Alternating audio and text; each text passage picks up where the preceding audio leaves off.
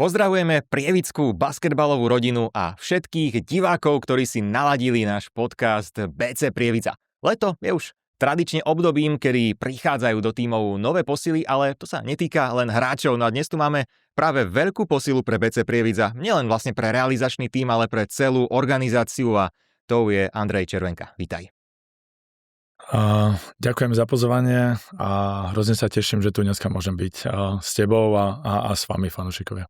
Máme tu viacero tém, ktoré si dnes môžeme rozobrať, ale najskôr by sme mali bližšie predstaviť teba. Ako som už povedal, naozaj veľká posila pre celý klub. Ty si bývalý reprezentant Slovenska, rovnako dvojnásobný majster Slovenska, máš za sebou veľmi zaujímavú hráčskú kariéru, ktorú si strávil či už na Slovensku, v Česku alebo v Nemecku, no ale potom už máš za sebou naozaj pomerne bohatú trénerskú kariéru, veď k tomu sa všetkému postupne dostaneme. No ale čo je pri tebe zaujímavé, tak ty si tú hráčskú kariéru končil, dá sa povedať, pomerne skoro, tak netradične a prešiel si na tú trénerskú dráhu. Skús priblížiť vlastne, čo za tým bolo, alebo v ktorom momente si povedal, že OK, tá hráčska kariéra, tam už asi pre mňa neostáva toho veľa, chcem sa stať trénerom, alebo čo bol taký ten moment u teba, ten spúšťač? Hráčska kariéra, tých spomenok je pomerne veľa, ale áno, končil som skoro, keď som mal 28. Stále si myslím, že na vrchole svojich síl a ako asi som mal ešte nejaké roky pred sebou. Ja som si vždy dával veľké výzvy, veľké ciele. Chcel som hrať v zahraničí. Podarilo sa mi okúsiť Nemecko, podarilo sa mi okúsiť Českú republiku. Hral som nadnárodnú súťaž s Levicami, ale po nejakých tých rokoch, kde posledné 2 roky som trošku hrával so seba zaprením, nie s veľkými zraneniami, ale s veľa zraneniami a konštantnými zraneniami. Tá láska a tá vízia, ktorú som mal k tomu, sa mi trošku začala vzdialovať a strácať. A v hlave som mal, že chcem hrať v zahraničných ligách a síce v veľmi produktívnom veku, tú cestu som tam nevidel a napriek tomu, že som stále bol súčasťou reprezentácie, som si povedal, že možno je dobrý čas na to ísť ďalej a urobiť si kariéru po kariére a začať trošku skôr a mať možno náskok na niektorých tých mojich spoluhráčov, ktorí s tým plánovali po skončení kariéry udržať sa nejak v športe. Ale hovoril si o tom, že ako skoro som chcel byť trénerom, tak to nebola tá moja hlavná myšlienka. Keď som končil, tak som prechádzal plynulo ku kondičnému trénerstvu a aj som sa tomu plnohodnotne približne 2-3 roky venoval. Takže tam sa začala vlastne, tak ako si povedal, kariéra po kariére, no ale prešiel si postupne, alebo ostal si pri tom basketbale, asi to skôr môžeme povedať, to je taký ten tvoj celoživotný osud, s ktorým si sa spojil, no a máš už za sebou viaceré angažmány, primárne teda v Česku, kde sa vlastne zrodil ten, dá sa povedať, prestup alebo ten odchod do Čiech, lebo pôsobil si tam už ako hráč, no a potom si tam strávil aj doteraz väčšinu tej trénerskej dráhy. Ja som sa k basketbalu vrátil viac menej náhodou a môj kamarát mi ponúkol možnosť, tak jak tomu v Leviciach je, v basketbalovom meste, pomôcť pri týme. Či by som nechcel ako hráč prísť a možno poradiť tým hráčom, čo by mohli robiť lepšie, aby dostali aj ten hráčsky pohľad. A hneď, ak som prišiel, tak ten tým bol veľmi úspešný a úspech je nákazlivý. Každý športovec ho má rád a keď príde jeden, tak chce mať ďalší a chce mať ďalší. A je to ako taká droga, ale v tom dobrom ponímaní. A vtedy som sa mi v hlave začala rodiť myšlienka, že možno by bolo fajn zúročiť to, čo som si zažil, či už úspechy, alebo možno aj neúspechy a pomôcť tej ďalšej generácii. A hrozne ma naplňalo pomáhať deťom, vidieť ich úspechy, ovplyvňovať ich životy. A keď sa nám s manželkou narodil prvý syn, to bolo v roku 2016, tak som si dával otázku, že či chcem zároveň robiť 2 práce, či chcem byť kondičný tréner a zároveň sa venovať basketbalu, a vtedy prišlo rozhodnutie, že zvíťazil basketbal a zhodou okolností v tom období som dostal ponuku od Petra Bálinta, bývalého trénera slovenského nároďáku do Prostějova, ktorý ma zavolal s jednou jednoduchou myšlienkou, že potrebuje trénera a potrebuje trénera pre svojho syna, lebo ho nechce trénovať. A myslím, že bol som správny čas na správnom mieste a ja som sa to rozhodol prijať a vlastne tam začala moja cesta v Českej republike a v Prosťove som strávil 5 veľmi krásnych rokov a spolu či už s Peťom alebo potom, keď odišiel do profesionálneho basketbalu, tak sám s kolegami sme formovali ten klub a podarilo sa nám vychovať veľmi veľa reprezentantov. Ale začalo mi to byť málo a vždy, keď sme hrali ako keby ťažšie zápasy, tak som si hovoril, aké by to bolo trénovať väčší talent. Hej? To musí byť ako asi jednoduchšie s väčším talentom. A v tej dobe asi najväčší talent v Českej republike mal medzinárodná GBA pod vedením Juliana Beďka. Juliana som poznal ešte z čias reprezentácie, keď sa vracal z Ameriky. A pri náhodnom telefonáte sme sa dostali k tomu, že veď možno by aj bola pozícia pre mňa, či by som to chcel skúsiť. A už pri prvej návšteve akadémie som zistil, že toto je prostredie, kde chcem, aby som sa formoval do budúcnosti a takže následne moje kroky išli tam. Nechcem hovoriť o tom, čo sa tam všetko stalo v zmysle, koľko úspechov, koľko víťazstiev, alebo možno aj prehier sme zaznamenali, ale chcem viac hovoriť o to, ako to prostredie ma ovplyvnilo. A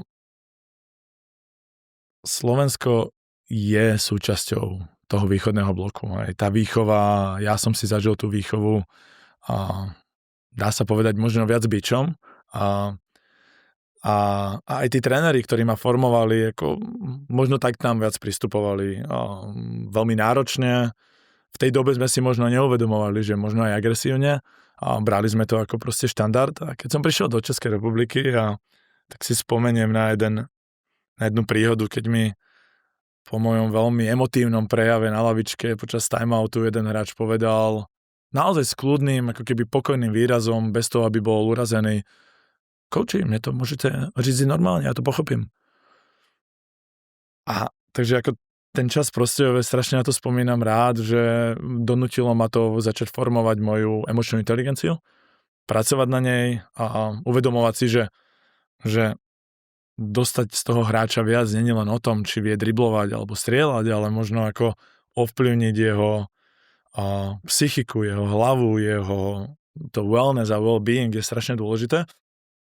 No a GBA mi to len potvrdilo, ale zároveň mi dalo, alebo možno by sa dalo povedať, trošku zvýšilo štandard práce, a kde som si začal uvedomovať, že akýkoľvek štandard si nastavím, tak sa stane novou realitou a som za tie roky hrozne rád.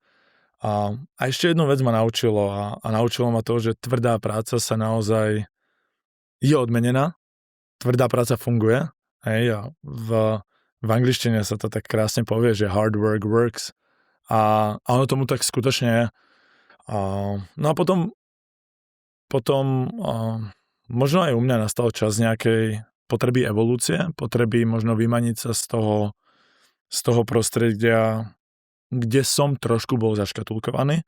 Ale nie tým systémom, ale tým, ako tá akadémia fungovala. Proste náš prim bol zobrať hráča, vyťažiť z neho alebo dostať z neho maximum a posunúť ho na ďalší level, a ja som možno chcel viac pracovať v kontinuite.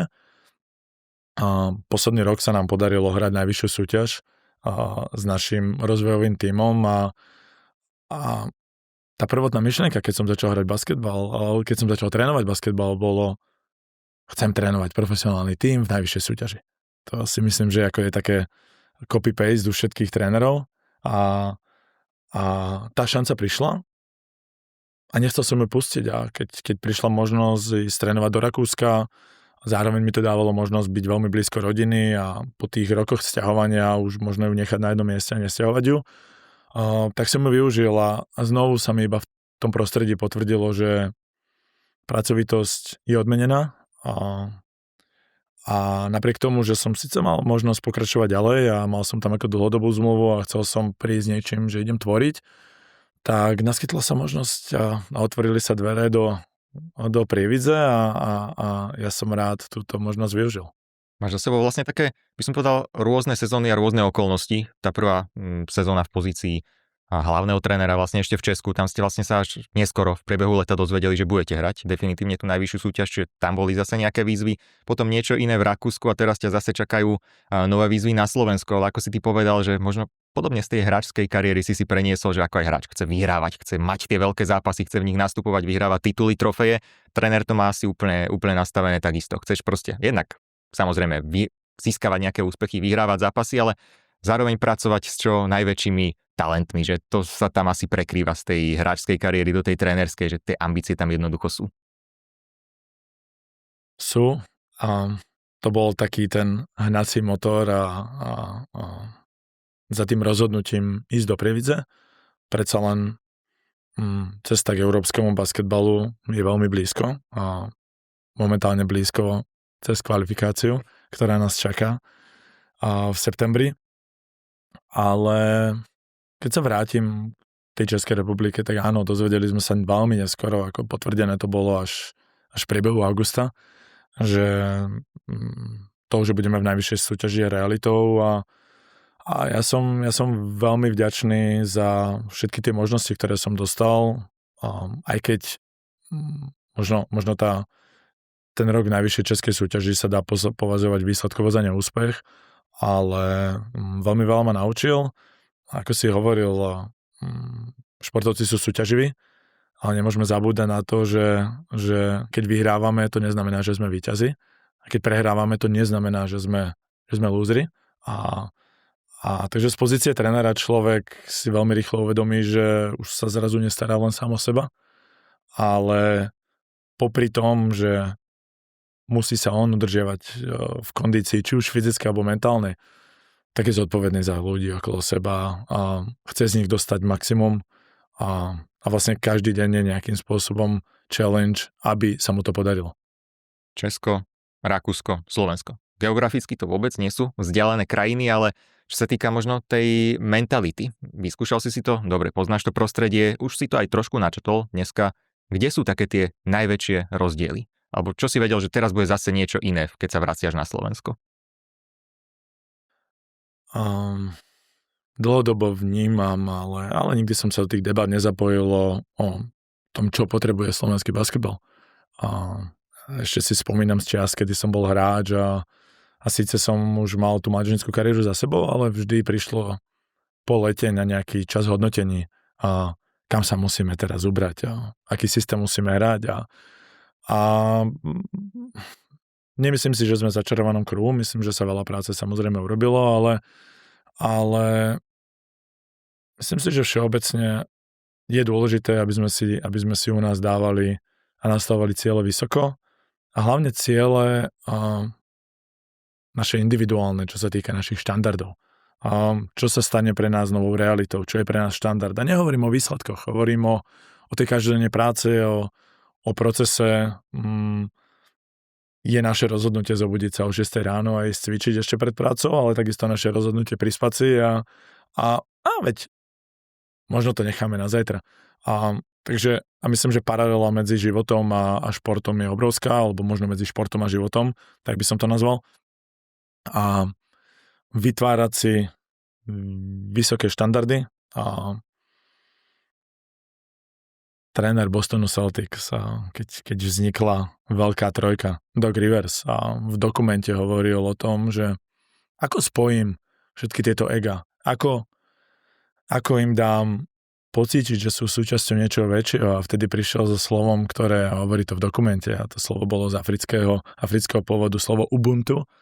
A hovorilo jednoducho, alebo bola to jednoduchá myšlienka, ale také veľmi abstraktný výraz a abstraktná myšlienka, že ja môžem byť najlepšia verzia samého seba, len keď umožním tebe byť najlepšou verziou samého seba. Je to strašne ako také, je to krásne, lebo ja hľadám svoj rozvoj za tým, že pomôžem tebe byť najlepší, pomôžem tebe uspieť a úprimne sa tešiť z úspechu druhých sa myslím, že veľa nevidí a moc sa nenosí, ale najúspešnejší ľudia a úspešné organizácie takto fungujú. A vtedy si podľa mňa ľudia uvedomia, že krása života je v tom mať radosť z úspechu ostatných.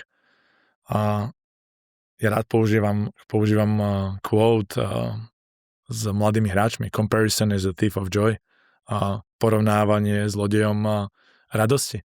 A snažím sa aj ten svoj život tak žiť a snažím sa ľudí okolo seba takto ovplyvňovať. Takže nechcem hovoriť o tom, čo tu je alebo čo tu nie je, a chcem hovoriť o tom, čo môžeme robiť, a myslím si, že môžeme si nastavovať štandard vyššie a môžeme a snažíme sa vytvoriť prostredie, kde úspech druhých nám robí úprimnú radosť, pretože úspech druhých nám pomôže vytvárať novú realitu a nový štandard pre nás samých. To sú myšlienky, a vízia, ktoré si prinášaš teraz naspäť na Slovensko, kam sa vraciaš už je to pomaly 10 rokov, možno aj o trochu viac. A spomenul si rozvoj a rozvoj hráčov, teda player development, to je, dá sa povedať, špecialita, môžem ťa už nazvať odborníkom na túto oblasť, venoval si sa aj naozaj vo veľkom v Česku, ale my o tom počúvame teraz čoraz častejšie. Samozrejme, asi každý si pod tým dokáže predstaviť, že ten hráč by sa mal nejakým spôsobom zlepšovať, ale čo je vôbec ten player development? Čo to presne znamená? Čo ten proces obnáša? Skúsme priblížiť aj bežnému basketbalovému divákovi, ktorý sa nepohybuje v tom basketbalovom prostredí, ako to vlastne vyzerá v pozadí. Ja, nie že by som ťa poopravil, ale venujem sa mu. Hej, či sa nazývať odborníkom alebo nie, to nechám iným na posúdenie, ale tá basketbalová cesta ma k tomu nejakým spôsobom priviedla. Ja chcem ešte predtým, jak začnem hovoriť o hráčskom rozvoji, hovoriť o také krásne anglické slovo purpose, ako ten účel, prečo ľudia robia to, čo robia. A ja som si svoj začal uvedomovať až možno po 6 až 8 rokoch svojej trénerskej kariéry. A nikdy som sa ani nezamýšľal. Hej. Tá primárna myšlienka, o ktorej som hovoril, byť trénerom profesionálneho družstva, už zaznela. A dlho som rozmýšľal, veľmi dlho mi trvalo, aby som dokázal svoju artikulovať, aby som dokázal vysloviť, že okay, čo je ten môj purpose, pretože som to chcel od hráčov. Chcel som od hráčov počuť, prečo robia to, čo robia, pretože ak tá myšlienka za tým je hlbšia, tak možno keď stratia trošku motivácie, budú si vedieť pozrieť ten kúsok papiera a budú vedieť, ako si spomenúť na to, prečo robia to, čo robia. A môj účel je pomáhať ľuďom. Takže preto som tak dlho bol pri hráčskom rozvoji, pretože aniž by som o tom vedel, tak som v sebe mal tú myšlienku, že chcem pomáhať ľuďom a je to prostredníctvom basketbalu zhodou okolností. A myslím, že keď sa povie player development, tak väčšina ľudí a možno aj basketbalovej verejnosti predstaví individuálny tréning v telocvični, kde hráčov učím driblovať, kde s ním strieľam, kde ja mu hovorím, čo má robiť a toho urobí lepším. Tak možno aj do toho skočím, lebo potom je tam zase ďalší pojem skills coach a ten individuálny tréning zručností, tak možno aj môžeme si to ukázať, že aký je rozdiel vlastne medzi týmito pojmami. Ja berem skill alebo dovednostný rozvoj ako súčasť hráčskeho rozvoja. Ale je to len jedna malá časť, obrovská časť, kde samozrejme alebo súčasť toho je práca s telom. A dnes viac a viac počúvame príbehy o zlepšení hráčov na najvyššej úrovni. Naposledy som videl, čo stálo za zlepšením Kenyona Georgia v Utah Jazz, ktorý posledný rok sa dostal na 23,8 bodu, myslím. A povedal, veľká časť, okrem tej dennodennej práce, ktorú robím, ktorá je štandardom, hej, pretože musím, ak chcem byť lepší, bolo zlepšenie mojej kondície. Takže ako rozvoj tela, určite rozvoj ducha, to znamená mať ako mentálny wellness, well-being, schopnosť vypudiť vonkajšie hlasy a potom aj basketbalové IQ. A po tým basketbalovom IQ si samozrejme ako v prvom rade predstavíme ako tie rozhodovacie schopnosti toho hráča na ihrisku. Ale není to o tom iba pozerať do nemoty, basketbal, ale je to súčasť toho. Takže je to kombinácia za mňa týchto 4 faktorov nemôžeme zabudnúť na návyky. Hej, aj keď sa bavíme o rozvoji povedzme 25-ročných hráčov, 30-ročných hráčov, budovanie návykov je cesta, ktorá hráčovi pomôže byť úspešný, aj keď možno krátkodobo sa nedarí, pretože ako sme hovorili, motivácia sa môže stratiť, motivácia sa môže zmeniť. Vyhrali sme veľký pohár. Čo ma ženie k tomu, aby sme zápas, ktorý možno pôsobí ako keby bezvýznamne, čo ma ženie za tým, aby sme vyhrali aj ten zápas. Takže ja vnímam hráčsky rozvoj ako kombináciu týchto všetkých faktorov a potom je to jednoznačne vzťah toho trénera s tým hráčom. Hej, ja môžem byť naozaj elitný strelecký tréner. Pokiaľ hráč necíti potrebu zmeniť alebo zlepšiť svoju strelu, tak sa to nikdy nestane. Pretože vždy budeme narážať na to, že tá myšlienka, ten zárodok tej myšlienky je v hlave trénera, môže byť podložený číslami, ale možno hráč vníma realitu inak, možno hráč vníma realitu tak, že tým mi nevytvára dostatočne dobré strely, alebo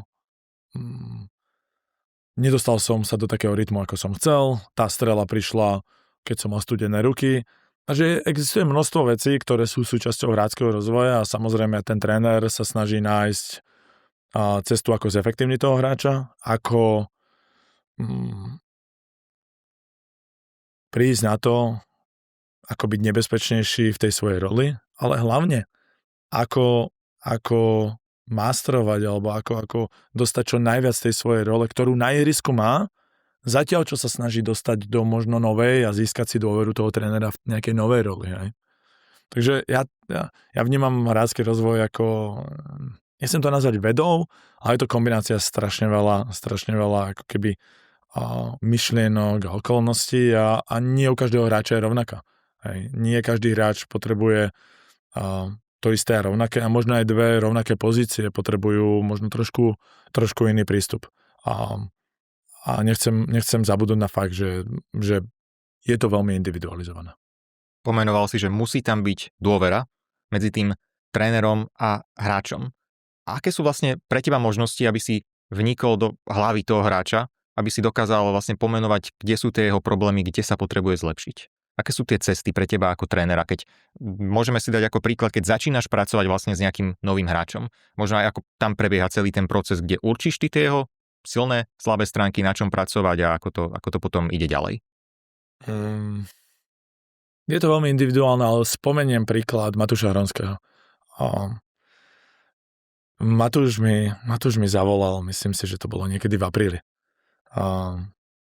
Pretože sme sa poznali z minulosti, párkrát som s ním absolvoval nejaký individuálny workout, ale viac menej to bolo iba o tom, že ocitli sme sa na rovnakom mieste, on o mne vedel, že ja trénujem s hráčmi, nejak sme sa spojili, ono to vždy takto funguje a prišli sme do telocvične.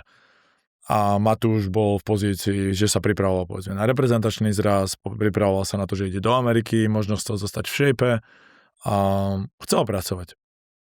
A odtiaľ sa vytvoril taký náš historický prvý kontakt, takže vedeli sme o sebe a vždy nejak, ako keď prichádzalo leto, sme si nezabudli napísať, ako sa máš, tak ako networking všade v biznise, aj networking aj v športe je extrémne dôležitý.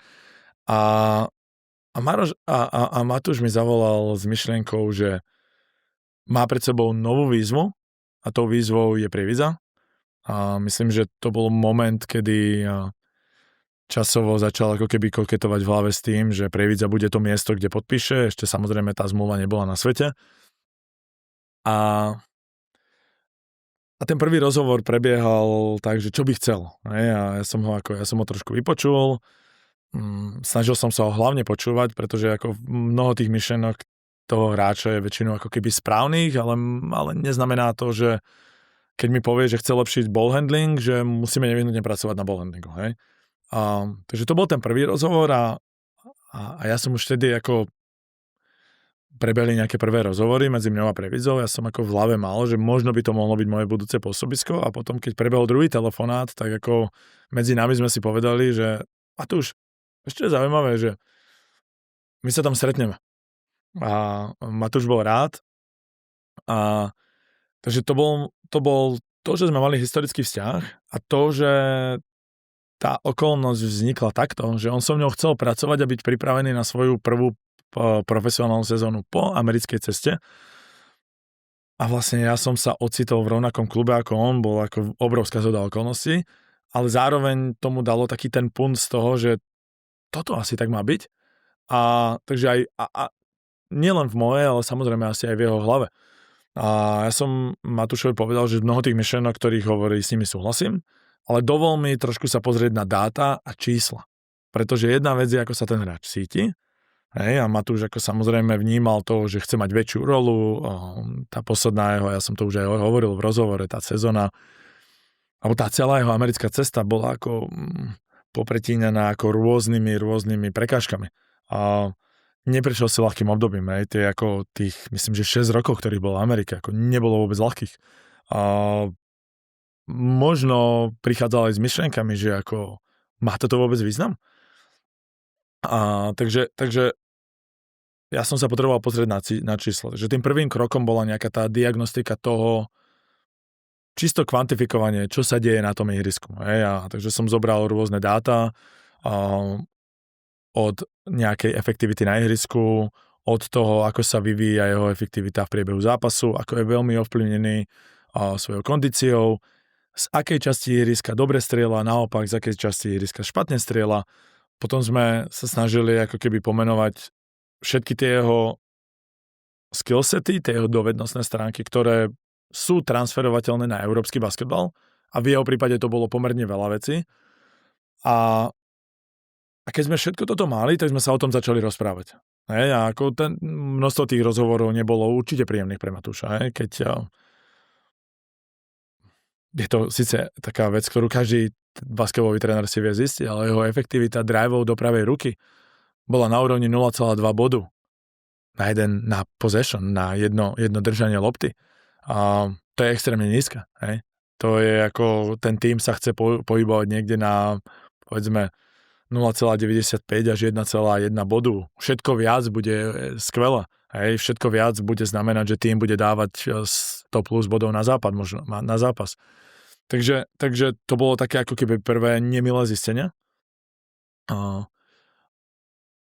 To, že jeho úspešnosť dramaticky klesá s pribúdajúcim časom na ihrisku, je také ako veľmi ako prirodzené, ale je to faktom. A pri 18,5 minútach na zápas je to takým ako keby nemilým faktom. Ale našli sme tam aj veľa pozitív a to je jeho úspešnosť z dolného postavenia. Jeho úspešnosť v midrange. Jeho úspešnosť z rôznych kútov ihriska, kde ako mal naozaj vysokú úspešnosť.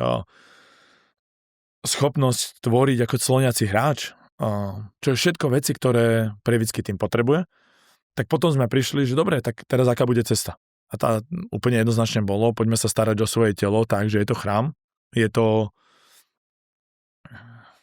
neviem, či to nazvať Ferrari, ale je to Ferrari, do ktorého nechceme tankovať 95-ku, a chceme dať proste vysokooktánový benzín s nejakými aditívami, tak aby on si uvedomoval, že toto je to, čo vlastne mu umožní vôbec vstúpiť na ihrisko. No a potom pochopiť to, že pretože povedať len to, že jeho úspešnosť je 35% a my to chceme zvýšiť na 45%. Strieľaj 500 denne, nevyhnutne nebude cesta. Pretože keď tá pattern tam nejaká je zaužívaná, ten vzorec, ktorý on používa pri tom produkovaní tej energie je nejak zaužívaný a my ho potrebujeme zmeniť, tak v prvom rade musíme pochopiť, prečo ten vzorec takto funguje, ako by sa dal zmeniť a keď vieme, máme na to odpoveď, tak tedy môžeme začať pracovať na tých 500 strelách denne. Takže toto sme sa snažili za to leto nejakým spôsobom urobiť a myslím, že prvý dobrý taký signál pre Matúše, že v tých dvoch prípravných, alebo v jednom prípravnom, jednom ostrom zápase za reprezentáciu si vyskúšal, že ono to ide. Bol relatívne bodovo úspešný. Netreba ale zabúdať na to, že aj v tom zápase v Kosove bolo vidieť, že prišiel prišla tretia štvrtina, prišla únava a zrazu zahodíme layup. Nie preto, že nevie dať layup, ale pretože možno tá sústredenosť klesla, pretože survival mode hovorí, že už sme unavení a chceme čo najmenej energie spotrebovať na veci. Ale myslím, že tam bol schopný zapojiť aj veci, o ktorých sme hovorili a ktoré sme trénovali, čo sa týka footworku, čo sa týka práce s loptou, čo sa týka toho, že možno ako hráč si dokáže vytvoriť príležitosti bez toho, aby do toho obrana ho tlačila. Takže ako v Matúšovom prípade sme, keď to tak zhrniem, porozprávali sa, vytvorili elaborát, ale je jedna vec mať know-how a druhá vec je vytvoriť to denným štandardom a pracovať na tom. A to si myslím, že zatiaľ Matúš robí solidne. Čaká ho náročný august, pretože bude súčasťou národného tímu a prípravy národného tímu, ale samozrejme popri tom, že chce byť prospešný pre slovenský národný tím a my všetci chceme, aby ako čo najviac hral a čo najlepšom svetle sa ukázal, tak popri tom chce pracovať na tom a pripravovať sa, čo je dôležité pre prievický klub, akú rolu bude mať, ako bude fungovať, v akých pozíciách sa bude ocitať a možno to sú trošku dve nádoby, ktoré sa síce miestami spájajú, ale nie všade. Tá rola v národnom týme je trošička rozdielna od role v prievickom týme. Takže on si toto všetko uvedomuje a pracujeme na tom, aby každý deň využil na to byť lepším. Že s Matúšom prebiehal ten proces takto. Myslím si, že ja som sa to snažil popísať pomerne široko. Miestami sú otázky, kde samozrejme najlepšie, keď je vytvorená tá hráča s dôverom a začneme sa od nich otvorene baviť. Ja som tiež ako tréner nemám vždy odpovede na všetko. Často je to dovol mi urobiť hlbšie štúdium a nájsť hráčov, ktorí mali podobnú cestu ako ty, kde boli úspešní v tom európskom basketbale, čo pomohlo im zdvihnúť svoju hodnotu v európskom basketbale a odpichneme sa od toho. Takže ako je to o dialogu, je to o dôvere, je to o tom, aby hráč zobral všetky tie svoje myšlienky za svoje, pretože na konci dňa je on tým, ktorý sa rozhoduje na ihrisku, on tým, ktorý sa rozhoduje v dennodennom živote. Áno, tréner tam so mňou bude. Podá mi lopty. Pomôže mi. Potlačí ma, keď možno nie je ten najlepší deň, ale ako stále už 10 rokov hovorím potom, jak som počul všetké príbehy s Kobim Bryantom, že čakám na hráča, ktorý mi zavolá, že chce byť o 3 ráno v telocvični a stále čakám. Takže to je taká možno malá výzva hráčom, ktorí so mňou budú pracovať, že dvere sú otvorené, kľúče máme a poďme na to. Uvidíme, možno sa dočkáš nejakej prievickej mamba mentality. V tejto sezóne Matúš Hronský, prievický odchovanec, ktorý vlastne hral za Prievidzu ešte predtým, ako išiel do Ameriky. Bol to najmladší debutant v našej najvyššej súťaži. Ešte si pamätám aj na jeho prvé body v prievickom drese, to bolo v derby proti Handlovej, takže to musí byť naozaj obzvlášť aj veľká a silná spomienka pre neho a tešíme sa na ďalšie jeho pôsobenie. Teraz už bude patriť, dá sa povedať, medzi opory toho týmu, alebo také sú aspoň určite očakávania. Videli sme aj tie Matúšové výkony v drese národného týmu, ale jedna vec vlastne, čo si hovoril aj pri Matúšovi, že keď to tak pomenujem, on je stále to work in progress, ale už máš určite z minulosti aj príklady ďalších hráčov, s ktorými si spolupracoval a ako vlastne dokážeš v priebehu toho celého procesu vyhodnocovať progres, vyhodnocovať ten pokrok. Sleduješ len toho hráča v zápasoch, pozeráš si dáta, čísla, nejaká kombinácia, ako si vlastne vieš povedať, že dobre, je to úspešná práca, to, čo sme robili, naozaj malo ten efekt, prinieslo to výsledok? Dá sa to jednoznačne kvantifikovať, ako v dnešnom svete analytiky, kde pracujeme, či už je to zo Synergy, programom Instat, Huddle, ako tých nástrojov preto, aby sme nejakým spôsobom kvantifikovali všetky tie čísla, všetko, čo sa deje na ihrisku, je strašne veľa. A existujú rôzne analytické nástroje, ktoré hovoria o nejakom impakte alebo o toho hráča na ihrisku. Takže to je taký nástroj, ktorý jednoznačne hovorí o tom, áno, ide to správnou cestou, nie, ide to správnou cestou. Ale netreba zabúdať, že rola hráčov v tímoch sa mení. Hej, oni sa vyvíjajú. Ja spolupracujem v lete s mnohými hráčmi, ktorí hrajú po Európe. Nie sú ich desiatky, ale je ich dosť, s ktorými som sa za svoju kariéru stretol a ktorí radi sa vracajú v lete. Hej, teraz som mal možnosť pracovať s jedným, ktorým myslím, že môžeme aj menovať, je Richard Balint, ako ten chlapec, ktorému som išiel trénovať kedysi do Prosťova, a ten si prešiel zaujímavou cestou, veľmi skoro odišiel do Španielska, kde napriek poloúspešnej sezóne okúsil tú krutosť toho európskeho basketbalu, že rozhodli sa v hodine 12. mu ako keby neuplatniť opciu ten tým a vrátil sa do Brna, kde mal extrémne úspešnú sezónu, aj výsledkov, aj individuálne a teraz dobre známym Antonom Gavelom mal možnosť spolupracovať v Bambergu. A v jeho prípade poviem, že je to kontinuita práce. On rozumie, kým je, rozumie, že je strelec, ktorý je v prvom rade cenený tým tímom za jeho schopnosť dávať koše a rozumie, že ten tím od neho potrebuje konzistenciu a ak za leto je schopný do tej svojej hry dostať nový element, tak je to len bonus. Ale hovorím, ja som skončil v 28 rokoch, ale je to stále vek, v ktorom sa dá tým hráčom pomôcť. Ak on dokáže prísť na jednu nuancu, ktorá ho dostane o 5% vyššie v streleckej úspešnosti, tak sa možno bavíme o 5 minútach extra na ihrisku a zrazu ten bodový priemer pôjde z 8 bodov na 12 bodov a bavíme sa o možno v desiatkách tisícach eur navýšenie jeho zmluvy do budúcna. Takže kvantifikovať sa dá jednoznačne cez dáta, ale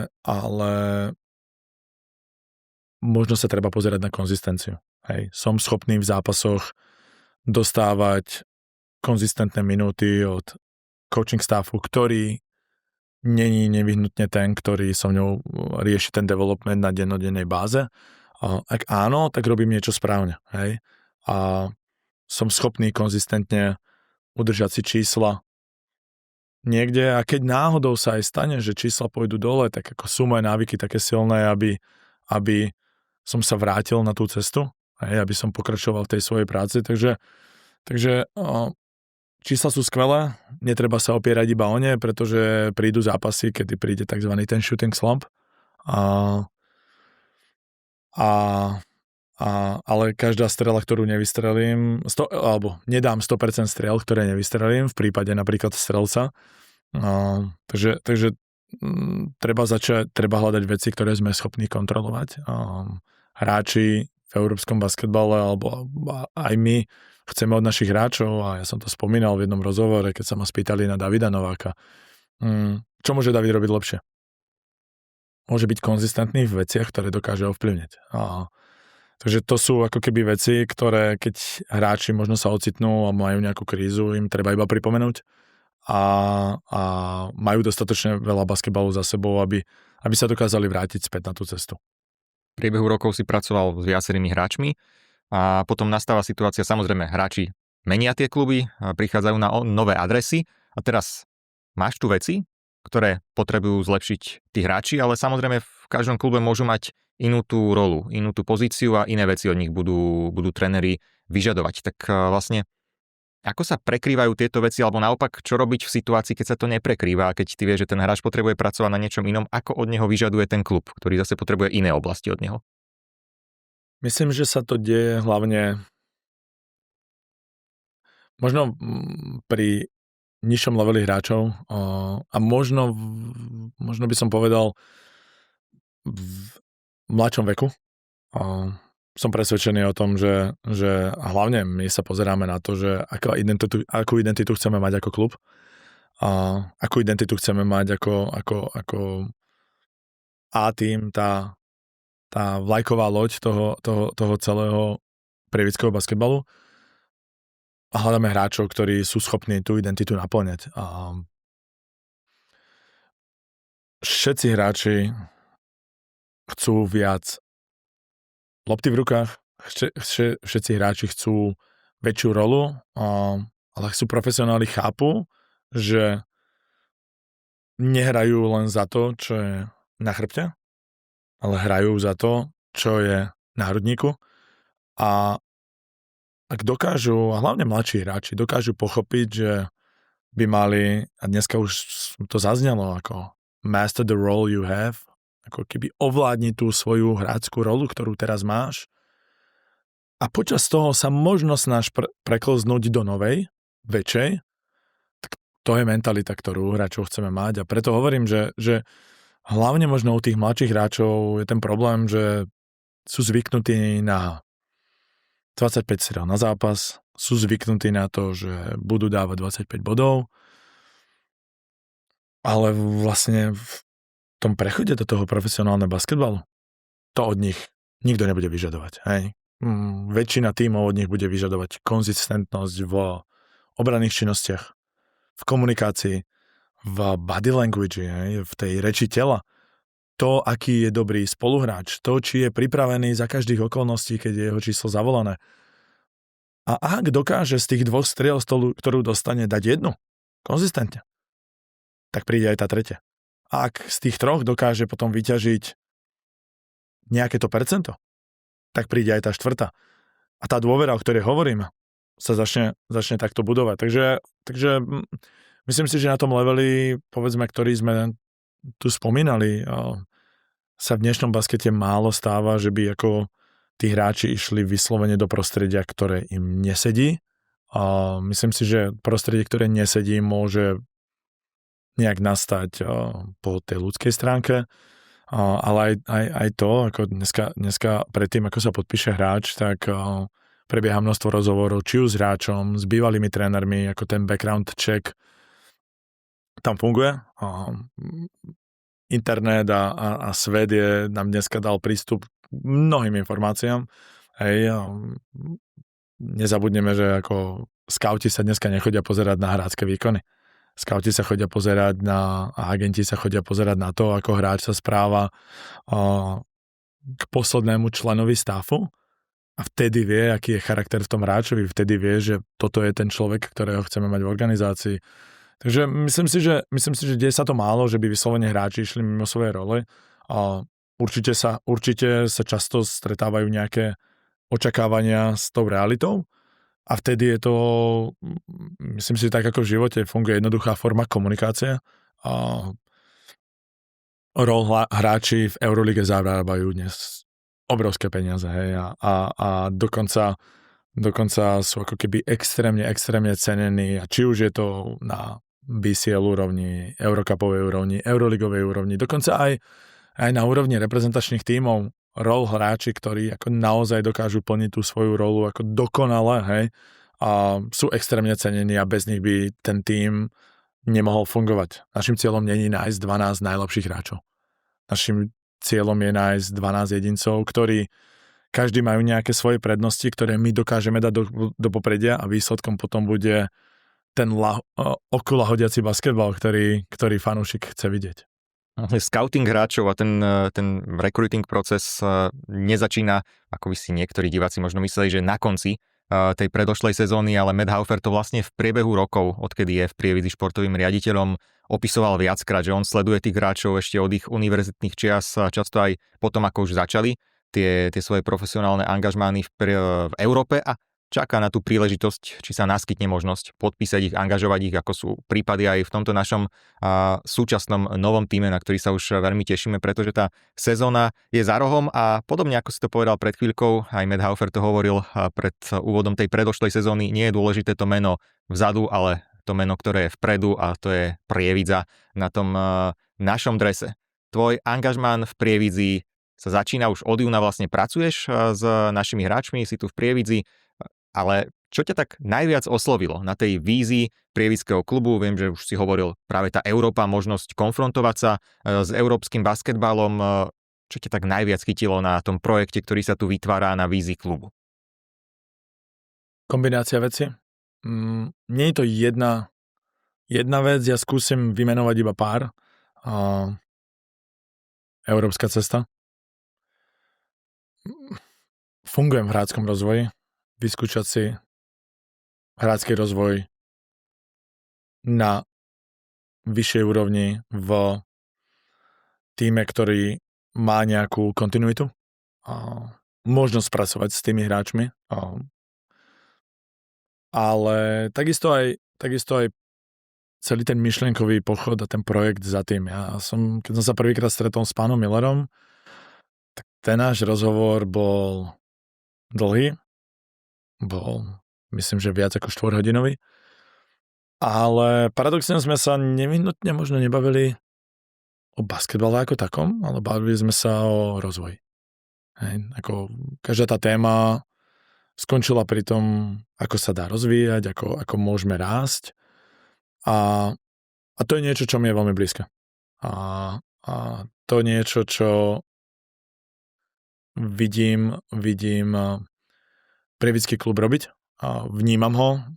Nie dopodrobná v minulosti, ale určite odkedy tam prebehli nejaké prvé rozhovory, tak som začal vnímať veci, ktoré sa tu dejú. A cieľ vytvoriť pyramídu, akadémiu, ktorá bude možno, rád by som povedal, takým ako keby vzorcom, ako by sa to dalo robiť. A najvyššie ambície. Ako všetky tieto faktory určite. Osoba Meta Haufera, osoba Gereta, mať možnosť byť súčasťou niečoho väčšieho, ale mať takisto platformu a nástroj, kde môžem realizovať svoje myšlienky. To všetko ako keby mi dávalo taký ten impuls do toho, že správny timing a preto som sa aj rozhodol prijať ako ponuku Prievidze a preto sme našli spoločnú reč. Keď sme ťa predstavovali, tak samozrejme jedna z tvojich úloh bude asistent hlavného trénera Gereta Mario, ktorému gratulujeme k veľkému úspechu, pretože Škótsko získalo bronzovú medailu na domácich hrách Commonwealthu a to je veľký úspech, historicky prvá medaila pre škótsky basketbal na tomto podujatí. No okrem tejto úlohy asistenta pri Ačku ešte aj Head of Player Development, ale ty už si vlastne vravel, že tá tvoja úloha od toho júna sa vyvíjala, tak priblíž, aké sú teraz vlastne tie veci, za ktoré si zodpovedný, za ktoré oblasti aj v rámci akadémie, kde máš naozaj taktiež veľmi významnú úlohu. My keď sme podpisovali tú zmluvu, tak sme vlastne všetci vedeli, zainteresovaní, že tá pozícia sa vyvíjať bude. A z jedného jednoduchého prostého dôvodu, že aká bude tá rola, kde môže mať najväčší dopad, aby som pomohol športovej zložke v rámci akadémie. A možno v rámci hráčskeho prechodu z juniorských kategórie do mužov, pretože to je ako $1 million question, ktorú si všetci dávajú, ako to robiť. Takže momentálne, tak ako si spomenul, asistent Geretovi je súčasť toho trénerského stafu. Určite budem rád, ak svojimi skúsenosťami prispejem, či už je to kondičnému trénerovi, či už je to fyzioterapeutke v nejakej tej profesionalizácii toho celého procesu, toho tréningového procesu, tej celej prípravy na zápas. Máme pomenované s Geretom tie úlohy, ktoré odo mňa bude chcieť. Budem chcieť byť takým tým pomyselným mostíkom medzi nejakou analytikou a dať to do basketbalovej reči a tak, aby Geret mohol robiť rozhodnutia a možno viac mal nás viac vedelo vplyvňovať ako keby to, čo sa deje na ihrisku prostredníctvom nejakých myšlienok od coaching staffu. A hráčsky rozvoj, ako sme už spomenuli, to, čo robím a ako pracujem s Matúšom, takisto som pracoval so všetkými ostatnými hráčmi v lete. U niekoho to bolo menej, u niekoho to bolo viac. V prípade napríklad Jakuba Mokráňa sme vedeli, že nevyhnutne to nie je teraz o tých ako keby nuansách tej jeho hry, ale je to o tom nabrať sebavedomie, že to koleno drží, že ten kontakt je bezpečný, že to, jak to, ja to tak nazvem, historicky hral na veľmi si myslím, že veľkom talente, tak ak pochopí, že ešte ak do toho dá trošku toho skillsetu a trošku tej nuancy a tých dovedností, tak môže byť úspešnejší, efektívnejší. Takže takto pracujem so všetkými hráčmi. Samozrejme, tí, čo budú prichádzať, ako treba si povedať, že v prípade všetkých tých hráčov my z nich budeme chcieť vyťažiť to maximum. Určite pomôcť im, ale nevyhnutne neberme, že ako idem učiť hráčov, ktorí hrali na úrovni Adriatickej ligy alebo Eurocupu driblovať, ale poďme hovoriť o to, do akých pozícií ich chceme dostávať, kde budú najúspešnejší, ako to ovplyvní náš útočný herný systém, kde ako jednoznačne chceme byť rýchli, ale ako sme si zistili, alebo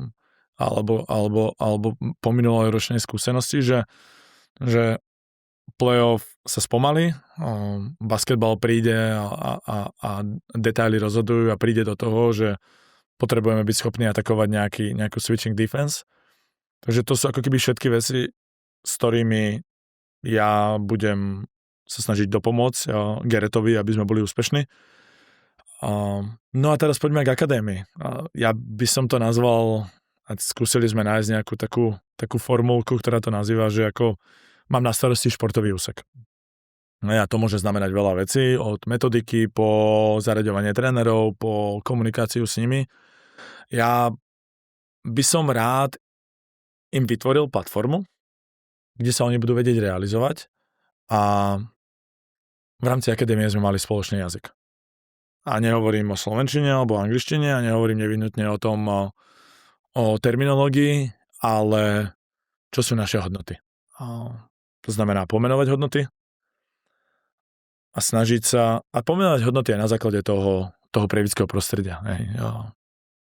Všetci tak nejak ako vnímame, že prievidský divák je náročný, ale náročný a v mojom ponímaní náročný na predvedenú snahu, na pracovitosť, na schopnosť obetovať sa niečomu väčšiemu a tá identita naprieč, či už je to A-tímom, alebo tými mládežnickými zložkami by mali byť jednotná. Hej. To, keď hovoríme o neoblomnosti, hej, pretože za mňa preklad relentless je neoblomnosť a myslím si, že je to možno tak bližšie tomu slovenskému prekladu a pochopeniu toho, čo to vlastne znamená. Tak ja chcem vidieť 10-ročných začínajúcich basketbalistov, ktorí padnú na hubu a postavia sa. A idú. A nebudú hľadať očami svojich rodičov v hľadisku, ale budú hľadať nejakou tým high five svojich spoluhráčov a v telocvični bude hmatateľná energia, odvaha, ako keby, to je anglický výraz curious, byť zvedavý. Strašne sa hovorí, a myslím, že v športe sa hovorí a vnímam to aj v hokeji, vo futbale, že ako kreatívni hráči. A ja som tak ako, a možno aj kvôli svojim deťom, prišiel na to, že možno je to iba deti, ktoré sú zvedavé. Minulo sme cestovali s manželkou a tie deti majú taký fascinujúci dar sa pýtať. Hej? A pýtajú sa a prečo? A ako? A kto to je? A čo robíme? A ja mám takú malú teóriu, že my to možno trošku chceme ako tréneri zabiť. My chceme tých jedincov, ktorí budú poslúchať. A ja by som bol rád, aby to prievidské prostredie malo hráčov, ktorí áno, budú formovateľní, budú takí moldable, budú ako takí adaptibilní, budú ako plastelína a budú vedieť sa prispôsobiť tej situácii, ktorá vznikla a budú sa sami rozhodovať. Budú odvážni a s odvahou pôjdu voči akékoľvek výzve. Pri neúspechu, ak sa to dá považovať za neúspech, pretože ako jedna z hlavných ako keby vecí, ktoré ja chcem ako merať, není úspešnosť pokusov. To príde. Ale je, koľko presilových situácií sme schopní zrealizovať za zápas a ako rýchlo sa vieme rozhodnúť. To znamená, ak sa vieme dostať do 80, tak to urobme. A ak to vieme potom potlačiť na 100, tak to urobme. A ak výsledkom tých 100 nebude neutrálny stav, to znamená z 5-4 sme vytvorili 5-5, ale z 5-4 sme vytvorili domino efekt, kde výsledkom bola otvorená strela, skvelá extra prihrávka, spolupráca 2 hráčov a možno odvaha jedného urobiť rozhodnutie, že teraz prišiel ten čas, tak to by som bol rád, aby bola identita prievického hráča. A mojou úlohou bude, aby všetci tréneri si osvojili tento jazyk, zobrali ho za svoj a vlastne všetko, čo budeme robiť, bude, aby výsledkom toho procesu bol tento hráč. Hej, a malo by to byť také prostredie, ktoré je veľmi pracovné, kde dôvera a všetko stojí na dôvere, ako keby povedať čokoľvek, čo môžu ostatní považovať za smiešne, a není tabu. A pretože detská myseľ je extrémne kreatívna.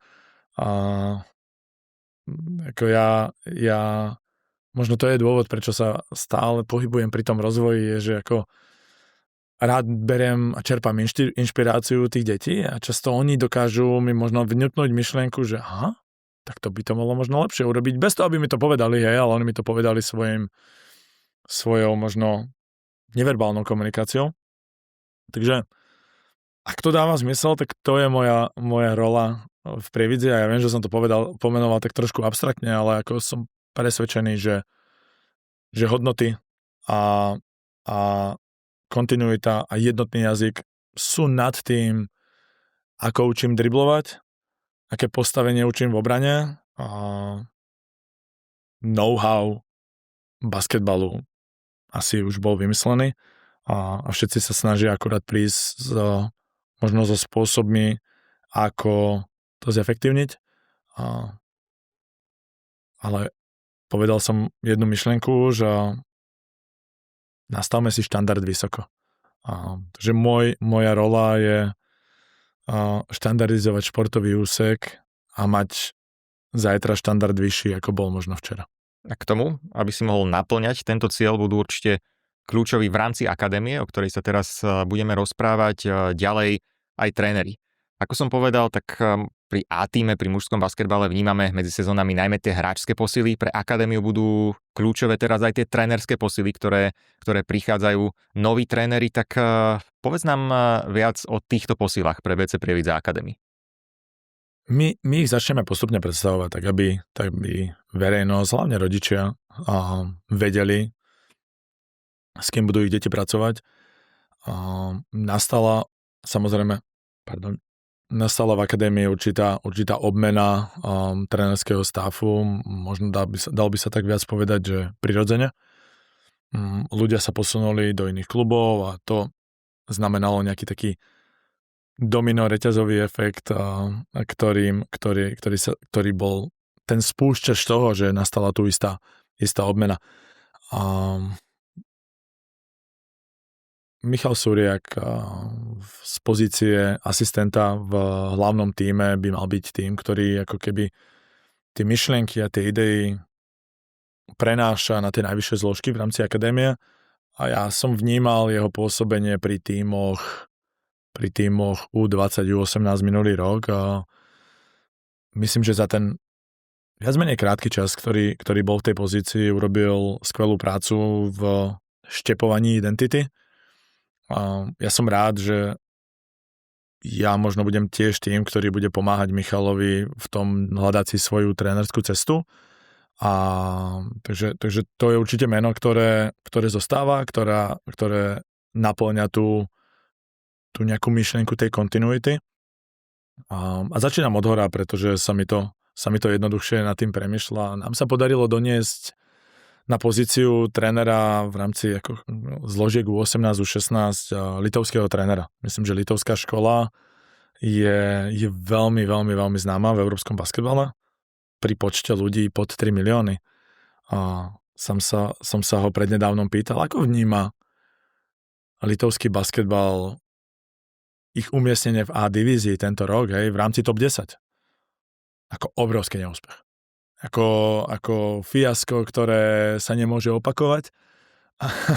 Čo je také úsmevné, hej, pri tom, v akej realite žijeme napríklad my, že sa nám podarilo angažovať trénera, ktorý minulý rok pôsobil v Žalgirise Kaunas, v rozvojovom týme Žalgirisu Kaunas ako hlavný asistent. A v minulosti má aj skúsenosti s reprezentáciami a ja verím, že je tým správnym krokom, aby sme my dokázali nájsť identitu prievidského hráča, identitu slovenského hráča. Pretože ja ju momentálne nevnímam. A je to možno moja chyba. Možno je to prostredím. Možno tá identita není nevyhnutne jednoznačne pomenovaná. A neexistuje dostatočná kontinuita práce v rámci klubov, aby sa to dialo.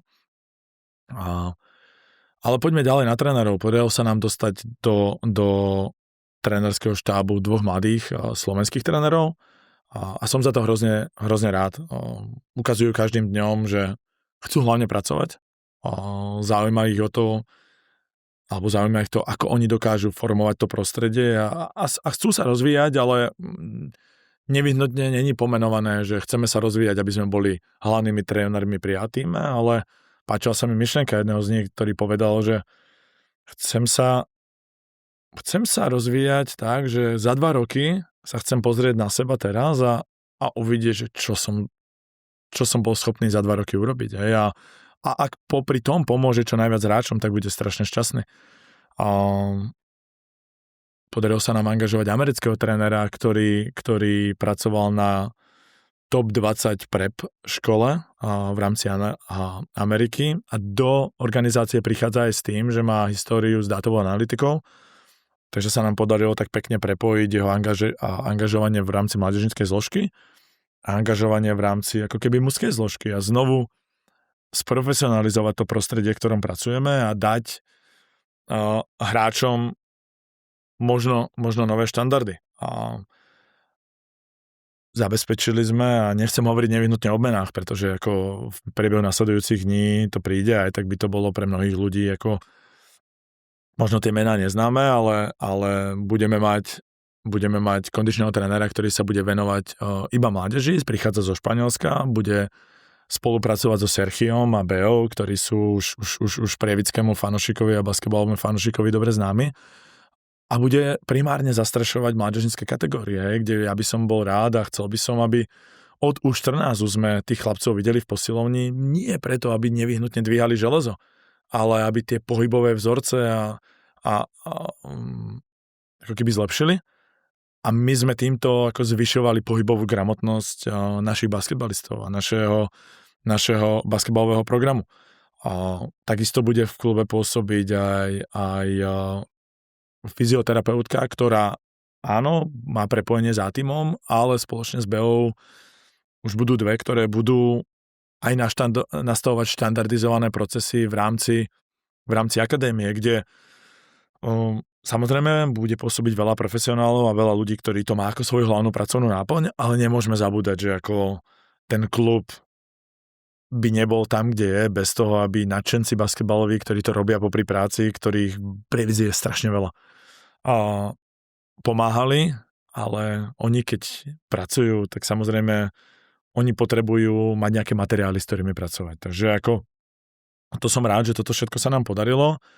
Toto sú ľudia, ktorí by ten štandard od U16 kategórie vyššie mali nastavovať, a kde budeme mať celkovo 6 tímov, ktoré bude hrať v rámci slovenských súťaží, čo je ako keby relatívne dosť, ale vždy sa bavíme o tom, kde môže byť slovenský basketbal. Čo je to limitujúce pre to, aby boli reprezentácie úspešné, a za mňa to je ako veľmi dáme kategóriám U14 nižšie, ako veľmi dáme kategóriám U10 nižšie, tak to sa nám vráti za niekoľko rokov. Takže som rád, že bratia Bulikovci, ktoré sú jednoznačne spätí s basketbalom v Prievidzi, pokračujú, budú zabezpečovať tieto kategórie a s novopríchodzími trénermi a s trénermi, ktorí zostávajú v rámci zložiek, tak našim cieľom bude, aby od kategórií U14 dole každá kategória sa stretávala s profesionálnym trénerom a zároveň ten tréner nebol na tréningu sám. Zároveň mal niekoho, kto sú ďalšie dve oči na tom tréningu a pomáhal nám naplňať to, čo sme si dali tým cieľom, a to je, aby sme tie hodnoty videli na každom tréningu, hej, nejakou spoločnou rečou, a to je ako keby samozrejme spoločnými drillmi, spoločnými tréningovými nejakými plánmi, ale v prvom rade ako toto bolo pre mňa strašne dôležité.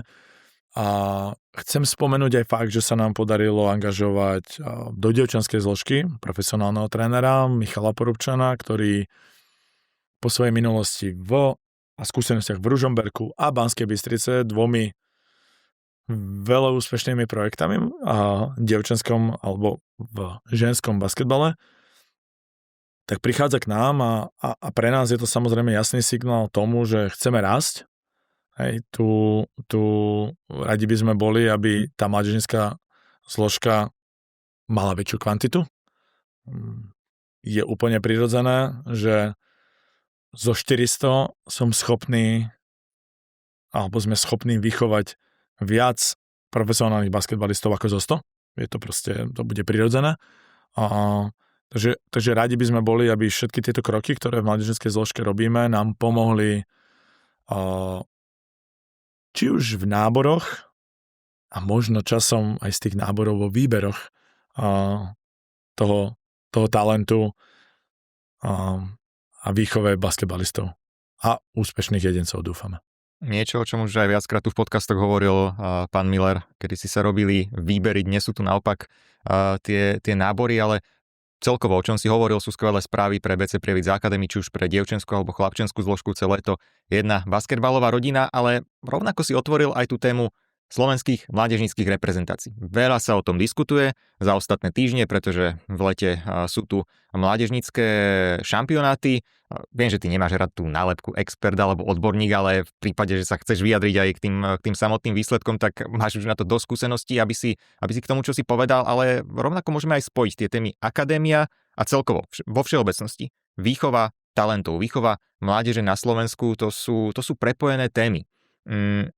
Momentálne tie výsledky tých mládežníckych reprezentácií. Je to reálny odraz toho, kde sa ten mládežnícky basketbal na Slovensku nachádza, alebo to mohlo byť podľa teba výsledkovo lepšie, alebo ide tam vôbec o tie výsledky? Ako to vnímaš? Či to je reálny obraz? Ja by som bol veľmi rád, aby reálnym obrazom bolo, že sme 15. v Európe. To si myslím, že napriek tomu, že sa vypadlo za divízie, je solidné umiestnenie. Nie sme basketbalová krajina, to si musíme v prvom rade povedať. Prím tu hrá hokej a futbal.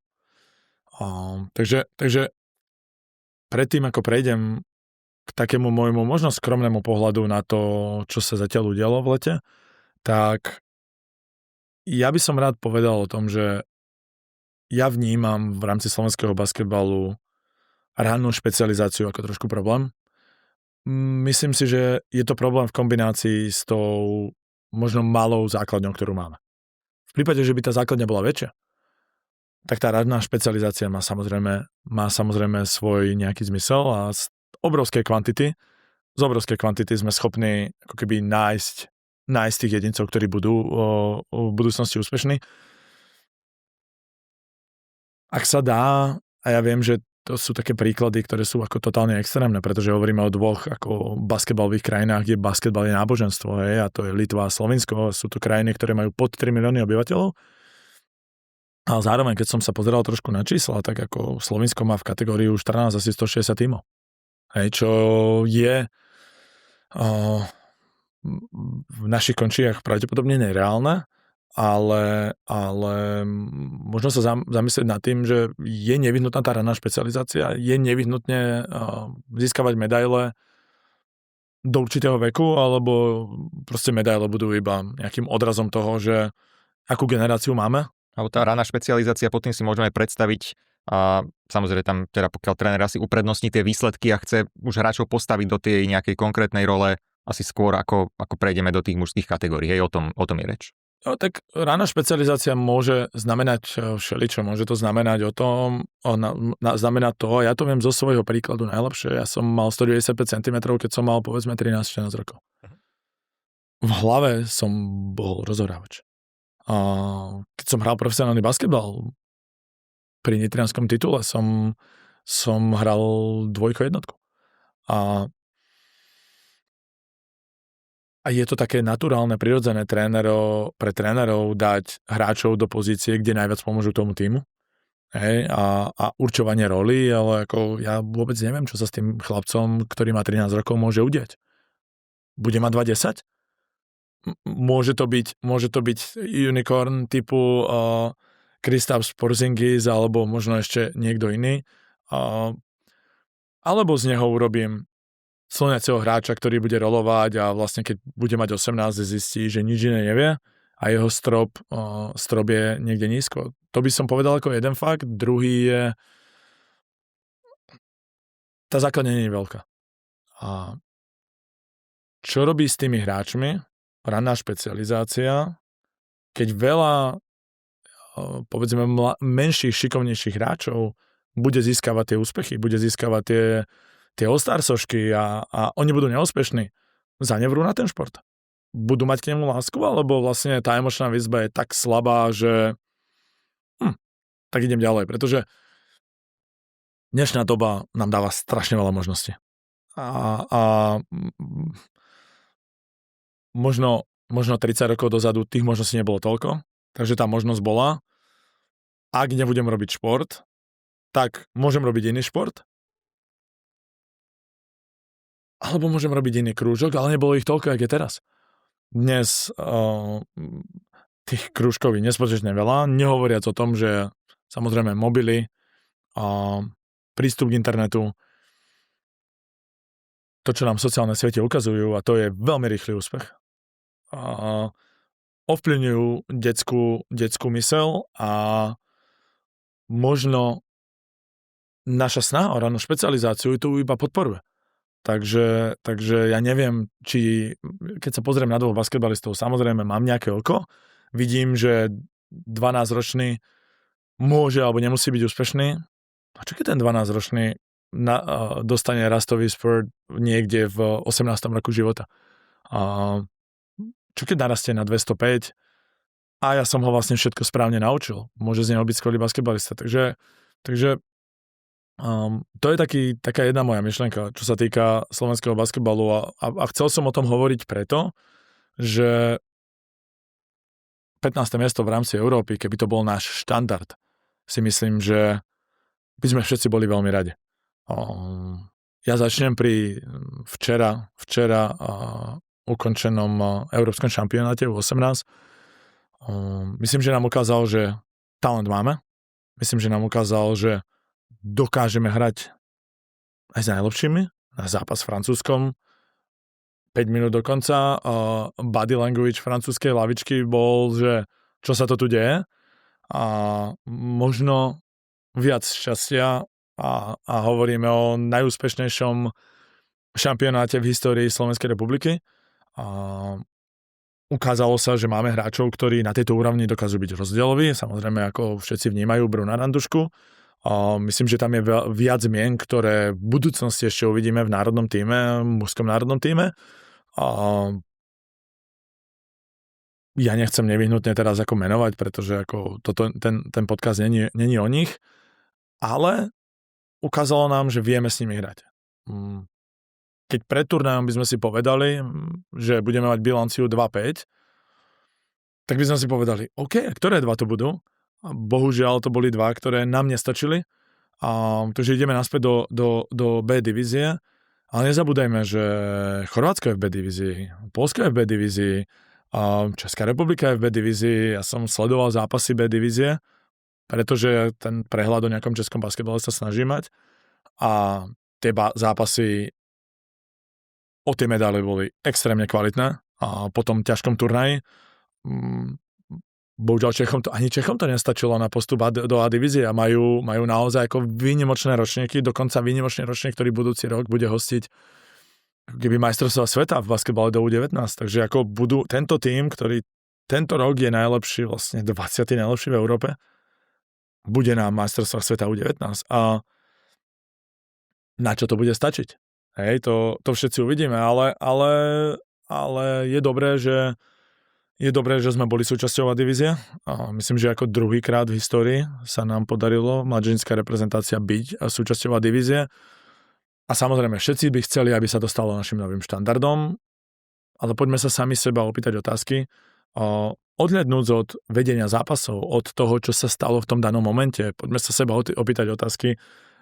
Môžeme maximalizovať ten talentový potenciál na Slovensku, čo máme, tým, že sa pozrieme, ako a čo robíme od kategórií U10. A myslím si, že máme veľký priestor na rozvoj. Hej.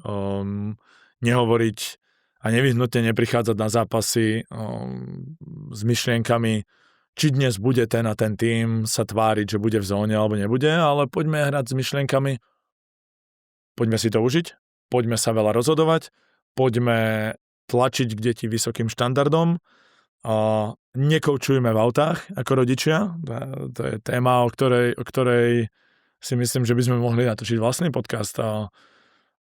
Poďme tým svojou skúsenosťou dávať možno podnety rodičom, ako môžu v deťoch vytvoriť väčšiu lásku k tomu športu.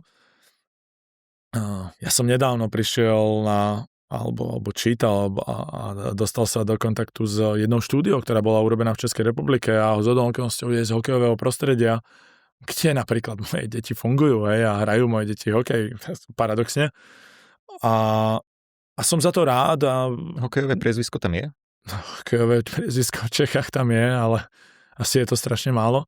Ale som za to rád, že šport ich formuje už od takto ranného veku a získavajú nejakým spôsobom tie hodnoty, ako si získavajú a osvojujú už v takto rannom veku, kde ako v basketbale si povedzme, ako v 4 rokov basketbal takmer neexistuje, a tie deti v 4 rokoch už chodia na tom klzisku a je to samozrejme problém ranná špecializácia, takisto, ale ako my ako rodičia sme schopní ovplyvňovať tú hlavu toho dieťaťa pozitívne, hej. No a ak by som sa vrátil k tej štúdia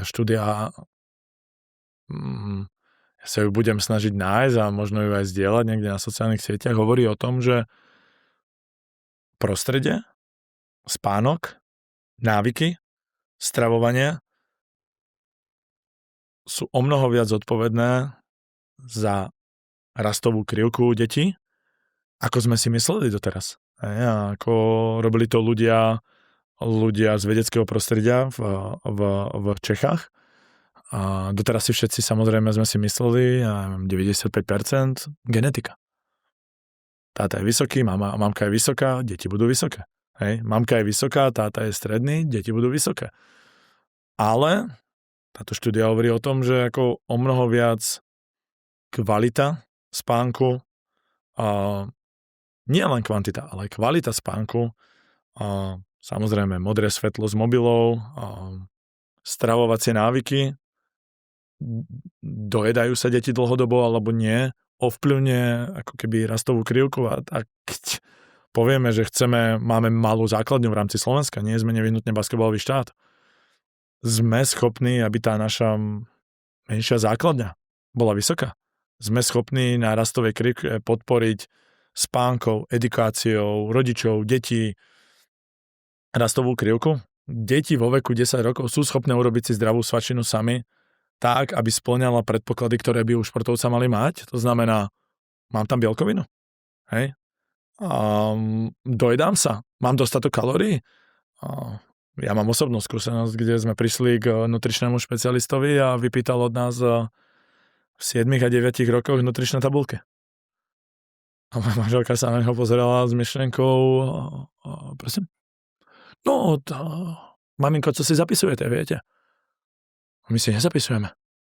Pozeral na naše deti a OK, a potom sme mu vysvetľovali, čo jedávajú a vlastne sme prišli na to, že to je super, ale mám to podložené do budúcna aj nejakými číslami. Ja nechcem, aby sa ľudia zbláznili v tom, že sa poďme zblázniť v číslach. Ale majme predstavu, čo je akurát, čo je príliš veľa, čo je príliš málo. A myslím si, že to je taká možno až neprebádaná oblasť. V rámci, ja budem hovoriť za Prievidzu, v rámci možno Prievidskej akadémie. A potom sa bavme o tom, že toto je dôležité, hodnoty sú dôležité, tá radosť, s ktorou to dieťa prichádza na tréning, mimochodom musím podotknúť a nechcem iba hovoriť, že všetko je ako negatívne, ale ja keď som prišiel do Prievidze a bol som na nejakých tých mládežnických turnajov, tak to tam dýcha tým športom. To je naozaj skvelé a to není výsledkom iba náhody, je to výsledkom samozrejme prostredia, obety a ochoty tých ľudí a zároveň rodičov robiť to. Takže ako máme veľmi dobrú základňu, ale skúsme ovplyvňovať toto, pretože to dokážeme ovplyvniť. Veľa vecí nedokážeme ovplyvniť. Či dieťa zo 100 striel dá 90 alebo 85, nedokážeme ovplyvniť. Dokážeme ovplyvniť proces, ale nedokážeme ovplyvniť výsledok. Ale jednoznačne dokážeme ovplyvniť, kedy deti chodia spať. Jednoznačne dokážeme ovplyvniť to, o čom sa bavíme v aute. Či sa bavíme o tom, aký je či už ten alebo spoluhráč, alebo ten rodič zlý, lebo mi neprihral, alebo just another day in the office a mám radosť z toho, že vôbec sme schopní behať po tej palubovke. Takže ja stále prechádzam ako keby tam a späť od, povedzme, tej reprezentácie k tomuto, ale myslím si, že tam to začína. Takže to je to, čo sa týka U18. Samozrejme, bol by skvelé, keby sme sa zachránili, bohužiaľ to nevyšlo, ale je tam veľmi veľa pozitív. Či už to, že sme schopní hrať tie zápasy, áno, chýbam na konzistentnosť. Naša úspešnosť strelby bola mizivá a naša ako keby útočná efficiency bola veľmi nízka. Ak si dobre pamätám, to číslo bolo 0,7 bodu na possession, čo netreba z toho robiť ako keby raketovú vedu, je to proste fakt, ako mládežnícky basketbal nie je taký úspešný a živelnejší, je to ako keby, je to súčasť toho. Každopádne strelecká úspešnosť asi bude spojená s tou rýchlosťou tých rozhodnutí, boli rýchlejšie, na čo sú hráči zvyknutí. Úspešnosť okolo obruče, myslím, že bola niekde na úrovni, možno sa približovala 40%, čo je naozaj extrémne málo. Ale samozrejme, Bruno mal skvelý turnaj. Ja som od svojich kamarátov, ktorí trénujú či už v Amerike alebo tak, mal ako veľmi dobré odozvy. Je zvyknutý každý deň zakončovať cez hráčov, ktorí majú dosah 2,65 a skáču nad obruč, hlavou sa dotýkajú obruče, no nie je. No. A teraz je to chyba trénerov, alebo je to chyba prostredia, ktoré vytvárame a to štandard, ktorého máme. Takže ako sa k tomu vieme priblížiť? A možno ako iba veľmi ako v rýchlosti, ako čo sa týka turnajov 20. Naživo som nevidel žiadny zápas. Pozrel som si niekoľko zápasov v telke, pozrel som si samozrejme nejakú analytiku a nejaké dáta. A je to realita? Asi áno. Ale vnímam aj veľkú kritiku voči ako nejakému trénerskému štáfu. Myslím, že existuje veľká kritika voči ako tomu, čo urobila SBA, že najala zahraničného trénera. Ja si myslím, že ten zahraničný tréner prišiel s jednoduchou myšlienkou: urobme platformu a systém pre hráčov, aby sa mohli ukázať. A to, čo bolo výsledkom, bola realita, povedzme, tých hráčov, ktorí tam boli. Možno zabúdame, alebo v tých hodnoteniach, ako sa hovorí, čo keby bol Maroš Golian. Takže to je také, ako keby, jak sa na to pozerať tým pozitívnym filtrom, že samozrejme, Maroš bol strojca toho postupu minulý rok. Teraz, ako by ovplyvnilo to pozíciu Tomasa Stanka, ktorý je trošku iný typ basketbalistu, ako to, čo musel robiť. Fyzičnosť mu až tak nevonia, kdežto Maroš s týmto naozaj nemá problém. Takže existuje množstvo faktorov, ktorí ten výsledok ovplyvnilo. Mne je veľmi blízky ten štýl toho, ako keby čo tréner odriozol a urobil, že ako urobil platformu pre hráčov, nech sa ukážu, a oni možno ukázali, že nie sme dominantní v hre 1 na 1, nevieme si vytvoriť toľko pozícií dobrých 1 na 1, automaticky s tým to je taká taký lavinový efekt, že tak keď si ja skúsim, tak aj on vedľa si skúsi a neúspech a ľudia, ktorí ako si zažili možno byť v tíme, ktorý zažíva nejaký neúspech, je to ako keby, je to veľmi náročné, hej? Hlavne ako je to náročné pre ten coaching staff, je to náročné pre tých hráčov. Pretože možno chcú strhnúť tú pozornosť zrazu sami na seba a ja to dokážem. Takže asi kombinácia tých dvoch kategórií je realita slovenského basketbalu a myslím, že na nás je otázka, alebo ja by som rád videl ako tréner, ktorý sa chce podieľať na rozvoji slovenského basketbalu nejakú kontinuitu. A myslím, že Česká republika, a síce je za to trošku kritizovaná, tak má v reprezentáciách trénerov, ktorí sú tam dlhodobo. Či už František Grón, nám veľmi dobrý z nášho prostredia, alebo Adam Konvalinka, alebo Lukáš Pivoda. Sú to tréneri, ktorí kontinuálne, konzistentne fungujú v týchto roliach, síce ako keby sem tam sa zmení niekto z toho stafu, ale sú tam dlhodobo a myslím si, že alebo som presvedčený, že to by mohla byť cesta, aby existovala nejaká možno jednotnosť a identita toho reprezentanta aj. Pretože systémom na tejto úrovni tí tréneri bohužiaľ niečo dosiahnu, ale nerobme si ako ilúzie, ako basketbal európsky sa vyvíja. Hej. Každá krajina, či už v A divízii, alebo povedzme tých top 10 tímov v B divízii sú naozaj, možno už sa dá povedať, vyspelé basketbalové krajiny. A basketbal sa robí na úrovni. Môj minuloročný asistent, kamarát, je tréner v islandskom národe ako U18.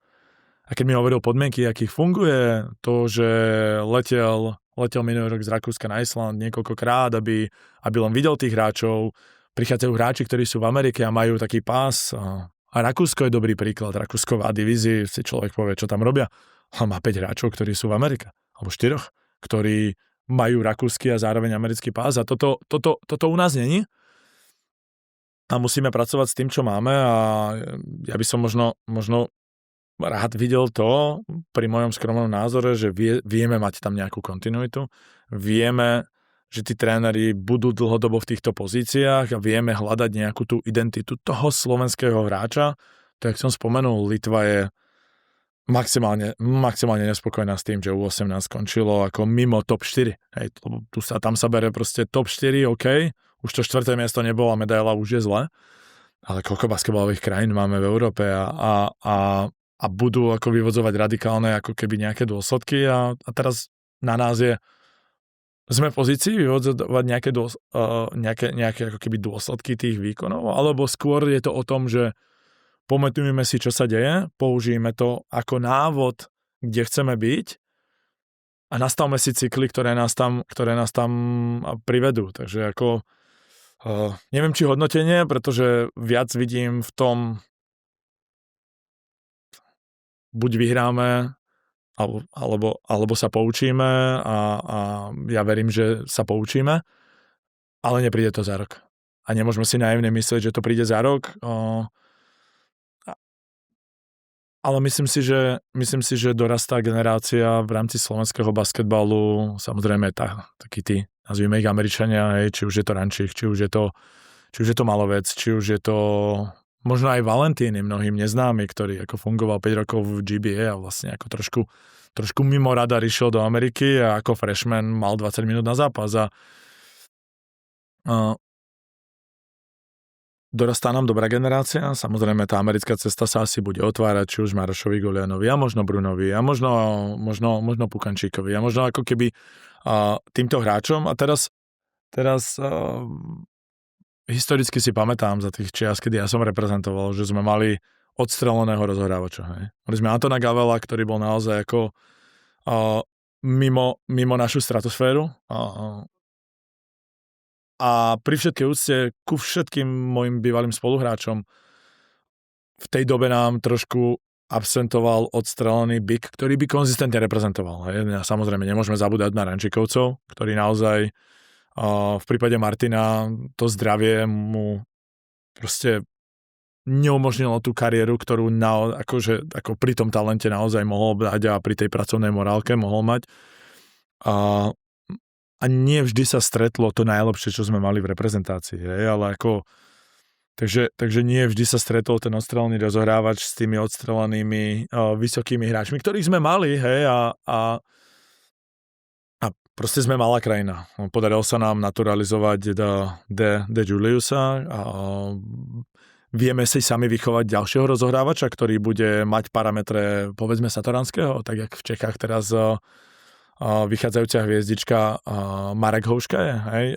A to by boli všetko ako keby tie dobré kroky smerom k tomu, že reprezentácia v budúcnosti bude úspešná. Viem, že pán Miller hovorí veľmi o tom, a že reprezentácia môže priniesť ten boom do krajiny, môže z tej krajiny urobiť niečo viac, ale nemôže to byť jednorázové, musí to byť konzistentné, ale ja verím, že napriek možno tým výsledkom tých mládežníckych reprezentácií teraz, tá budúcnosť slovenského basketbalu tam nejaká je. Poďme pracovať, aby sme identifikovali tú cestu, ktorou chceme ísť, tá cesta, ktorá nám bude blízka, tá cesta, ktorá bude blízka tomu slovenskému fanúšikovi a bude si ju vedieť zosvojiť a zobrať za svoje. Nezabúdajme, Veselý svojho času takisto prehral s týmami, ktoré možno nie sú úplne basketbalové, a je to hráč, ktorý to dotiahol do Euroligy a podpísal sa pod obrovské úspechy spolu so Satoranským českého basketbalu. Takže myslím si, že možno menej buďme kritickí, buďme viac konštruktívni, spájajme sa, pomáhajme si a šerujme vedomosti, ktoré máme. Popísal si to, ako si povedal, tak zoširoka, ale ono to všetko spolu súvisí. Všetky tie faktory, všetky tie témy a vytvorenie toho prostredia, kde dokážu hráči z tých mládežníckych úrovní prechádzať postupne medzi mužov a tam sa etablovať, tam sa presadiť v tom mužskom basketbale, to je vlastne aj jedna z tvojich úloh v Prievidzi. A veľa sa o tom hovorí vo všeobecnosti na Slovensku, že mladý hráč musí dostávať príležitosť v tom Ačkovom, v tom mužskom tíme, a že sú tu zahraniční hráči a tú príležitosť tí mladíci nedostávajú. Ale ono je to, nie je to o tom, že ten klub musí dať šancu, čo je samozrejme, že na tom sa zhodneme všetci, že ten klub musí vytvoriť tú šancu mladému hráčovi, ale zároveň aj ten mladý hráč musí splniť podmienky, aby si tú príležitosť zaslúžil a potom ju musí využiť. Kde sa to vlastne celé pretína, že tie podmienky, čo musí vytvoriť klub, ale zároveň aj čo musí splniť hráč? Téma, ktorá je, myslím si, že dá sa zobrať veľmi zoširoka. Možno sa treba pozerať na pohnutky jednotlivých tímov, dávať šancu mladým hráčom. A profesionálny šport niekto financuje. A myslím si, že všetci vnímame realitu slovenského prostredia, kým je financovaný ten šport, a treba sa opýtať otázku, aká je motivácia klubov dávať šancu slovenským hráčom. A myslím, že tam by som začal. Ak im ide o rozvoj slovenského basketbalu, jednoznačne poviem áno. Ak im ide o to vyhrávať, tak tam si myslím, že sa dostávame, a nie je to len téma slovenská, si myslím, že je to celoeurópska basketbalová téma. A povedal som, $1 milión otázka, že ako, pretože je veľká pravdepodobnosť, že väčšina hráčov mladých, ktorí prichádzajú do profesionálneho prostredia a majú pomôcť týmu vyhrať, nebude dostatočne dobrých. Ak budú, a teraz sa bavíme o Slovensku, tak väčšina z nich hľadá zahraničnú cestu. Pretože sú dostatočne dobrí. Takže vlastne som sa ja sám dostal a dal som si odpoveď, že musí mať družstvo, majiteľ, manažér, tím, klub chcenie rozvíjať slovenských hráčov. Ja si myslím, že je to jedna z podmienok. Možno potom je na mieste otázka, prečo? Pretože chcú pomôcť slovenskému basketbalu. A zoberme si situáciu, že to tak je. Ja som presvedčený o tom, že v prípade Prievidze to tak je.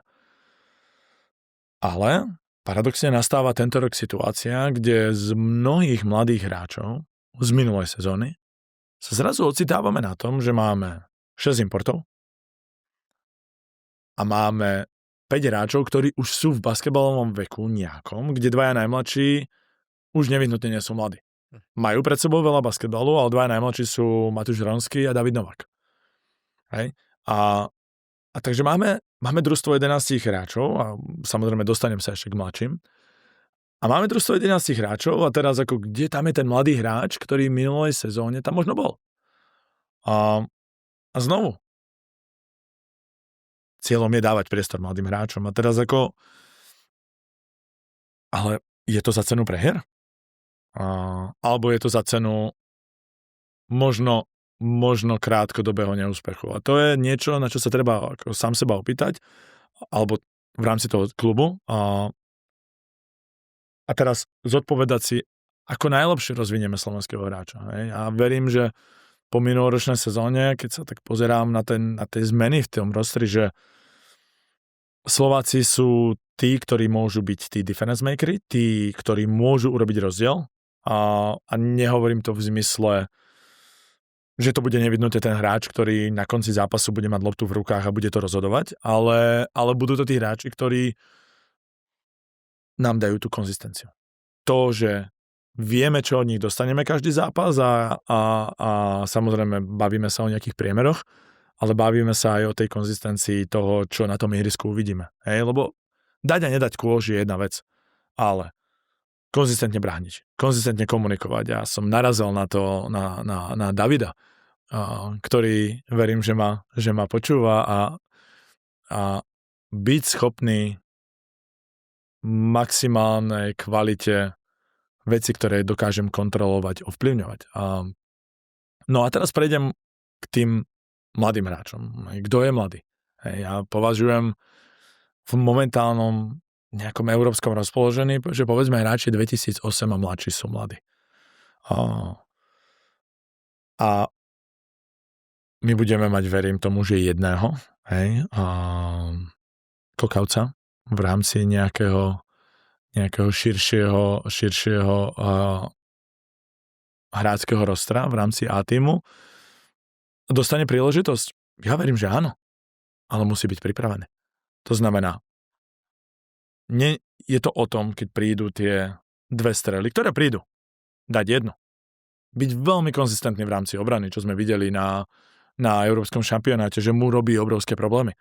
A skvalitňuje? Alebo pomáha tréningovému procesu, aby padal? Sú všetko veci, na ktoré sa tie týmy pozerajú. Hlavne tréneri sa pozerajú a tréneri budú mať trpezlivosť s hráčmi, ktorí chcú, s hráčmi, ktorí zvládajú, ale bude veľmi problematické zapájať hráčov, ktorí možno sú kvalitatívne o 2 levely inde. Takže ja na náš konkrétny príklad, ja verím, že Kokavec dostane príležitosť v rámci A-tímu v prebiehajúcej sezóne. Primárne jeho minúty budú prichádzať v kategóriách U23, U20, kde s rovnakou identitou, s rovnakými konceptami bude hrať. Ale chcem hovoriť o ďalšom mene. Máme mladého Slováka, ktorý prichádza do Prievidze, pravdepodobne veľmi, veľmi neznámy, či už Prievickému, ale možno aj slovenskému fanúšikovi, a tým je Lukas Caban. Prešiel si akadémiou GBA, ale nie dlhoročným procesom, ale aby som povedal 1,5 ročným procesom. A hráč, ktorý má, myslím si, že ohromný fyzický potenciál, a 207 cm hráč, ktorých sa na Slovensku nie je veľa, ale je trošku v úzadí toho, že sa aj možno vďaka zranenia, aj možno tým, že nebol tak na očiach slovenskému trénerovi, sa možno trošku stratil a ja verím, že toto môže byť hráč, ktorému dáme možnosť, otvoríme možno nové dvere tým, že ho zaradíme do toho procesu, ale jednoznačne musí na tréningoch ukázať, že je schopný.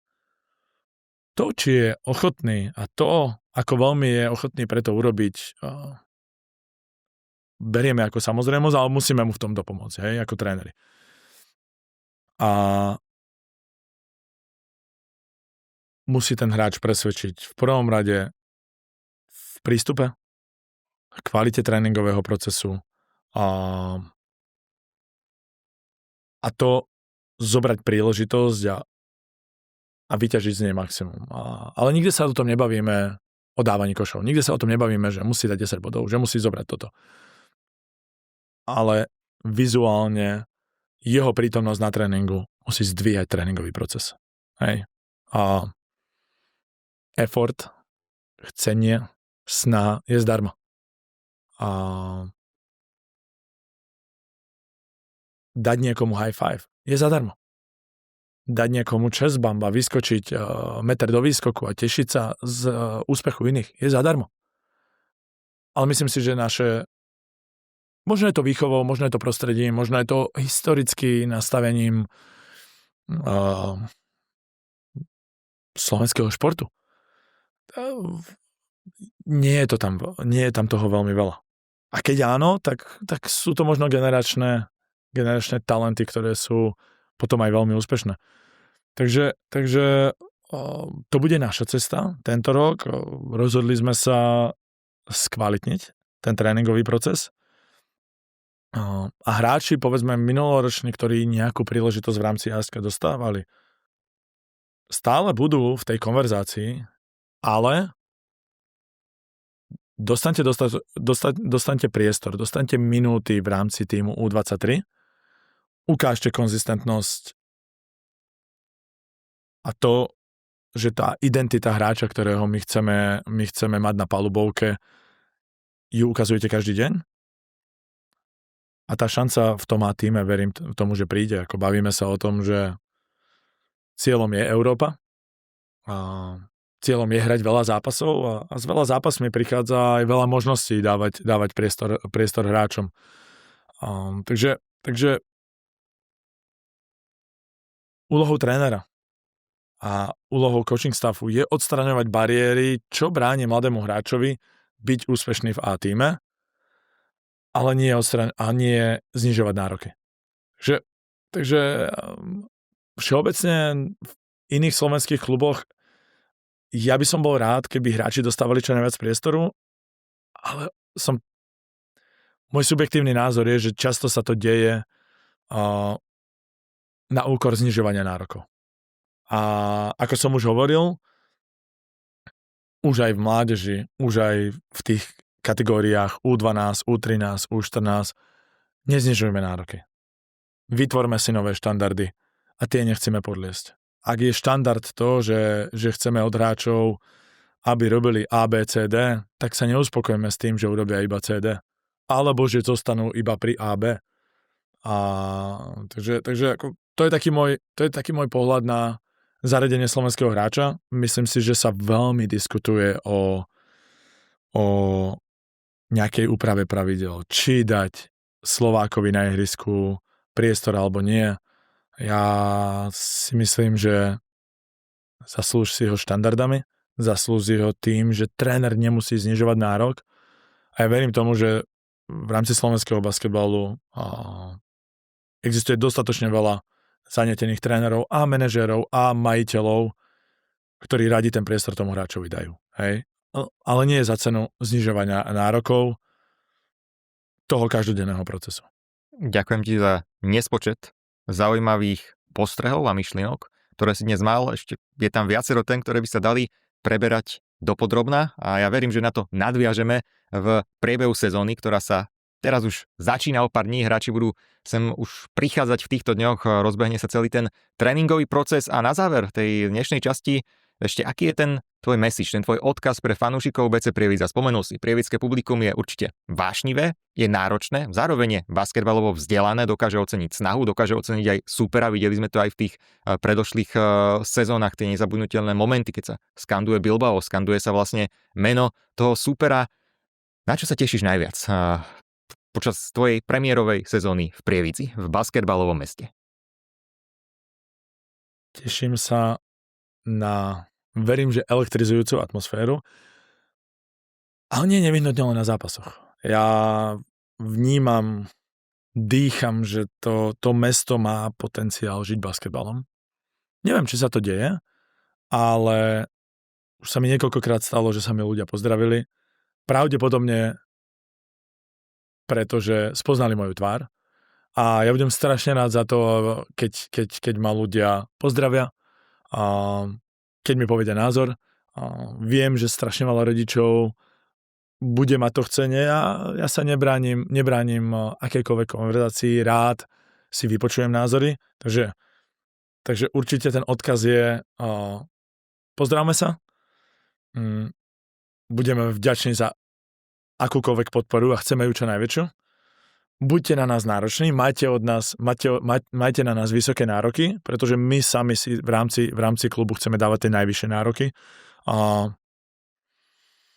A poďme si spoločne naozaj užiť sezónu a povedať to na konci tej sezóny, že bola nezabudniteľná, bola plná zážitkov, ovplyvnila životy, veríme, že pozitívne.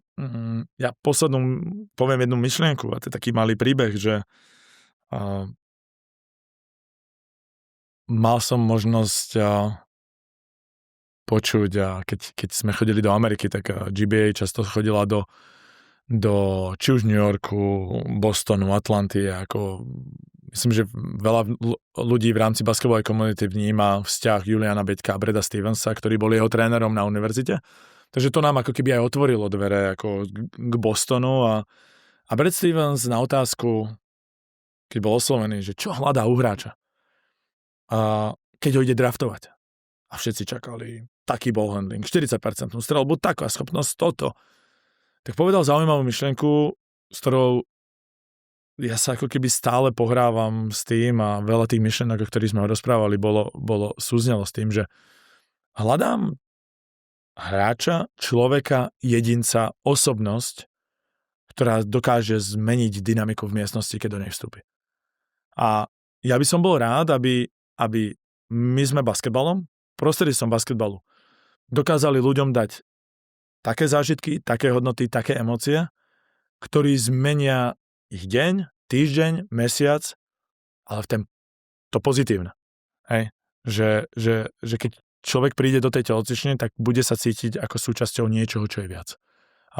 Takže to by som bol rád a určite všetkých fanúšikov pozdravujem a povedzte ahoj, keď sa stretneme a teším sa, že môžem byť súčasťou prievidskej basketbalovej rodiny.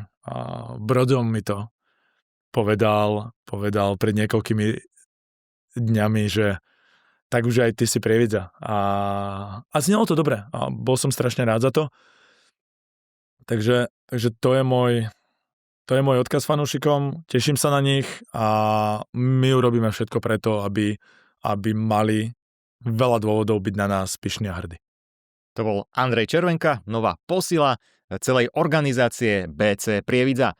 Vy aj naďalej určite sledujte naše sociálne siete, rovnako aj naše stránky, kde sa dozviete ďalšie aktuálne informácie a verím, že v priebehu sezóny tu budeme späť aj s ďalšími podcastami a budeme môcť nadviazať aj na tie dnešné zaujímavé témy.